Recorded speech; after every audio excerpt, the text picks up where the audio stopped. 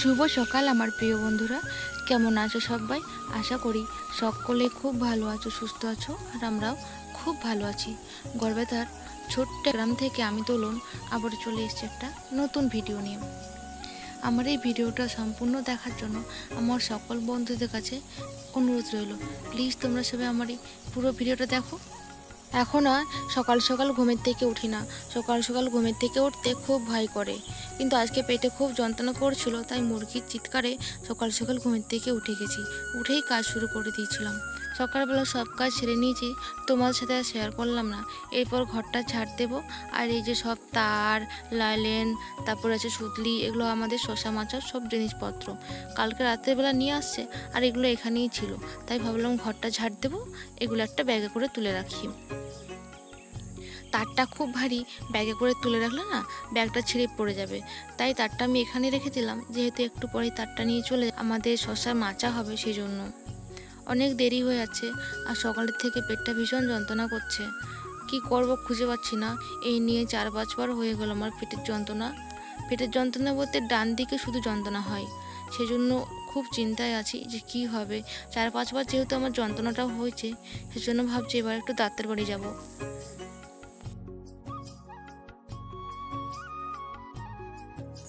সকালবেলা চাটা খেয়ে এই যে সব বাসনগুলো বার করে নিয়ে আসছি। এখন কলের পাড়ে সব চায়ের বাসনগুলো ধুয়ে নেব, আর দুপুরে রান্নার জন্য হাঁড়িতে একবারে জল নিয়ে নেব আমি। এই দেখো কি সুন্দর কুমড়ো শাক, কালকে বিকেলবেলা ঠাকুমা কুমড়ো শাক দিয়ে গেছে। আমাদের এখানে না সবজির কোনো অভাব হয় না, মানে সবার জমিতে এখন সবজি পাওয়া যায়। আর এই যে কুমড়ো শাকগুলো কালকে ঠাকুমা দিয়ে গেছে, মানে এখন সব তো কুমড়ো চাষ করেছে, আর এখন সব পালচি ভাঙা হচ্ছে, সেই পালচিগুলো রেখে দেয়, সেগুলো নিয়ে আসে। মা আজকে মাছ নিয়েছে, মা পেছনে মাছ কাটছে, কাকিমা বসে বসে গল্প করছে। আর গল্প করছে ইদানিং ধরে যে মেয়েটা মারা গেছে, মানে তাকে নিয়ে সবাই খুব ভয় করছে আর কি। রাত্রেবেলা কারো স্বপ্ন আসছে, কেউ দেখতে পাচ্ছে, এরকমভাবে হয় আর কি, যেহেতু অপঘাতে মৃত্যু না। সকালে আমাদের দুজনেরই খুব শরীর খারাপ, আমার আর আমার হাজব্যান্ডের খুব শরীর খারাপ। আমার তো যেহেতু পেটের যন্ত্রণা, তা সত্ত্বেও আমি কাজ করে যাচ্ছি, আর আমার হাজব্যান্ডের সে খুব জ্বর আসছে, আবার পায়ে যন্ত্রণা। জানি না দুজনের একসাথে কি করে হলো, তাই ডাক্তার বাড়ি যাব। এই সব সকালের কাজগুলোকে সেরে নিই। এখন যেহেতু আউটডোর খুলবে না, সেই জন্য ভাবলাম যে 10টার দিকে বেরোবো। সকালে কাজগুলো গুছিয়ে নিয়ে তারপর যাব। আজকে আমাদের মাঠেও লোক আছে, লোক কাজ করছে, সেজন্য বেশি তাড়া। সকালবেলা যেহেতু রান্না করব না, একবারে দুপুরে ভাত দেবো তাদেরকে, সেজন্য সকালবেলা সব কাজগুলো আমি সেরে নিচ্ছি, মা দুপুরে রান্নাটা করে নেবে। মা এদিকে মাছ কাটছে, আর এদিকে তো কুমড়ো শাক আছে, কোনো চিন্তা নেই আর রান্নার। সকালবেলা ইন্ডাকশানে আমি আলু সেদ্ধ বসিয়েছিলাম, তা আলু সেদ্ধটা নামিয়ে দিয়ে এখন ভাত বসিয়ে দিচ্ছি, যেহেতু মাঠে মুনিশ আছে, তাই ভাত খাবে। আর আলু সেদ্ধটা আমি এদিকে গ্যাসে বসিয়ে দিচ্ছি। সকালবেলা আমরা হালকা করে মুড়ি খেয়ে নেব, আর ভাতটা একবারে দুপুরের জন্য, সেই জন্য একটু সকাল সকাল বসিয়ে দিলাম। সকালবেলা মা গাই দুইয়েছিল, কিন্তু দুধটা কিছুটা রেখে দেয় আর কিছুটা দুধ দিয়ে আসে।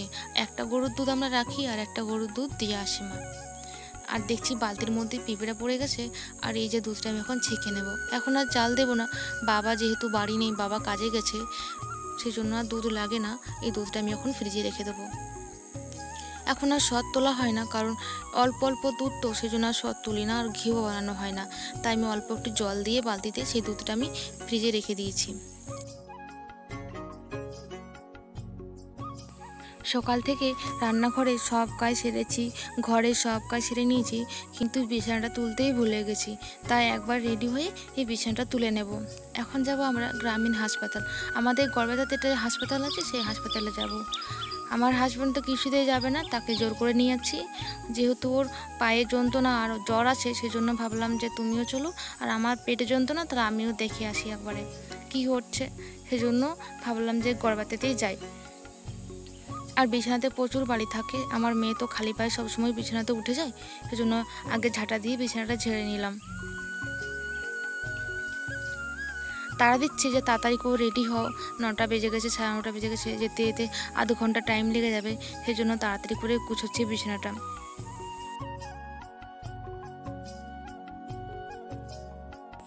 প্রত্যেক দিন জ্বর আসে আবার ছেড়ে যায়, কিন্তু কিছুতেই সে যাবে না ডাক্তারের কাছে। আমি জোর করছি, আর আমারও এদিকে পেটে ব্যথা হচ্ছে, সেজন্য বিশেষ করে আমাকে নিয়ে যাচ্ছে।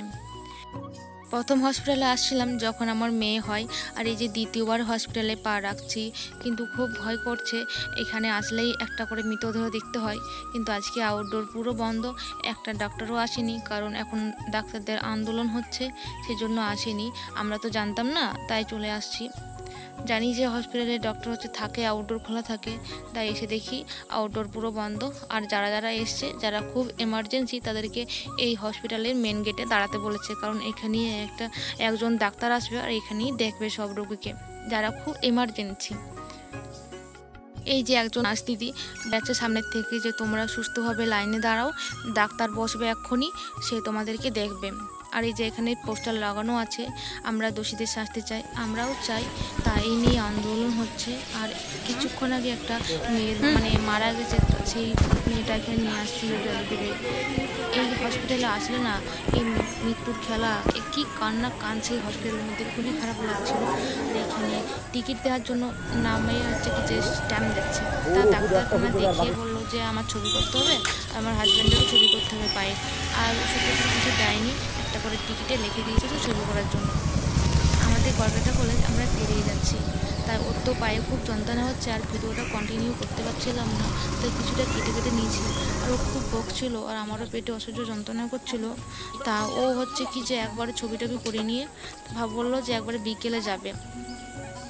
বাড়ি এসে দেখি মা রান্না করছে, আর এই একটা ভুট্টা ছিল, মা বলছে তাহলে এই ভুট্টাটা পড়াও, মাকে একটা দেবো আর আমি একটা খাবো, সেজন্য গ্যাসে একটা ভুট্টা পরিয়ে নিচ্ছিলাম। বিকেলবেলা আমিও যাব ছবি করতে, তারপরে দেখাবো তোমাদেরকে যে রিপোর্টে কি আসলো, কেন এরকম হচ্ছে। আর আমার হাজব্যান্ডও ছবি করবে, দেখবো সে রিপোর্টে ওরও কি আছে। খুবই চিন্তা করছে মা, চিন্তায় পুরো শুকিয়ে গেছে। বিশেষ করে মা খুব চিন্তা করে, ছেলেদের কিছু হয়ে গেলে। আমার পেটে ব্যথাটা এতটা গুরুত্ব না, কিন্তু ওর পায়ে বলেছে ইনফেকশন হয়ে গেছে, সেজন্য বেশি চিন্তা হচ্ছে।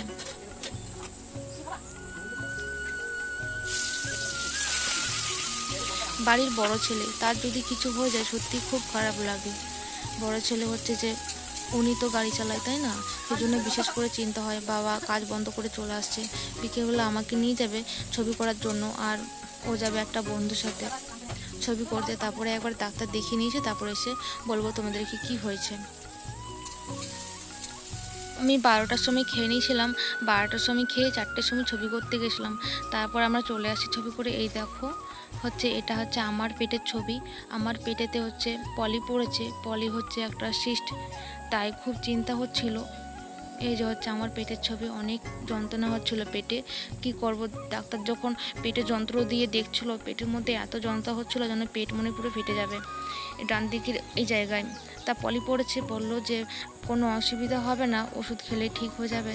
ডাক্তার বলছিল যে পলি পড়েছে। তা আমি যে ছবি করছিল তাকে জিজ্ঞাসা করলাম যে পলিটা কি, বললে এক ধরনের সিস্ট। হসপিটালের ডাক্তার বলেছিল যে আমার যে হাজব্যান্ডের পায়ে যে ব্যথাটা পেয়েছে, তা ডাক্তার বলল যে ব্যথাটা হাড় পর্যন্ত ইনফেকশনটা হয়ে গেছে না এমনি মাংসতে ইনফেকশন আছে, সেটাই হচ্ছে দেখার বিষয়। তা এখন এই রিপোর্টটা নিয়ে যাবে ডক্টরের কাছে, সে ডক্টর কি বলবে সেটা শুনবে। এখনও যায়নি, তো বিকেলে সন্ধ্যের সময় যাবে একবার রিপোর্ট নিয়ে। আমার তো খুবই চিন্তা হচ্ছে যে হলো যখন দুজনের একসাথে হলো, তা আমাদের কী হবে জানি না। বেশি চিন্তা হচ্ছে আমার মেয়েটাকে নিয়ে, খুবই কষ্ট হচ্ছে। আমাদের যদি কিছু হয়ে যায় মেয়েটার কী অবস্থা হবে, সেটাই ভেবে খুব চিন্তা হচ্ছে। এই যে ডাক্তারখানা থেকে রিপোর্ট নিয়ে আসছে, ডাক্তার বলল যে ইনফেকশনটা হাড়ে যায়নি এখনও, মাংসপেশির মধ্যেই আছে ইনফেকশনটা, আর এই হাড়গুলো ঠিক আছে, ইনফেকশনটা আছে এই যে এতটা পর্যন্ত। বলল যে ইঞ্জেকশন নিলে হয়তো ঠিক হয়ে যাবে, কিন্তু ইঞ্জেকশনটা ধৈর্য করে নিতে হবে। আর এটা হচ্ছে আমার ছবি, এই যে কালো কালো জায়গাগুলো দেখাচ্ছে, এই জায়গাগুলো হচ্ছে পলিপ পড়েছে, সিস্ট, এগুলো হচ্ছে সিস্ট হয়েছে। জানি না কতদিনে সুস্থ হব, ওষুধ চলবে আর ওষুধ খেয়ে যেতে হবে, কতদিনে আমরা সুস্থ হব দুজনে জানি না। আজকের ভিডিওটা এখানেই শেষ করছি, দেখা হবে আর নতুন ভিডিওতে। প্লিজ বন্ধুরা তোমরা সবাই পাশে থেকো।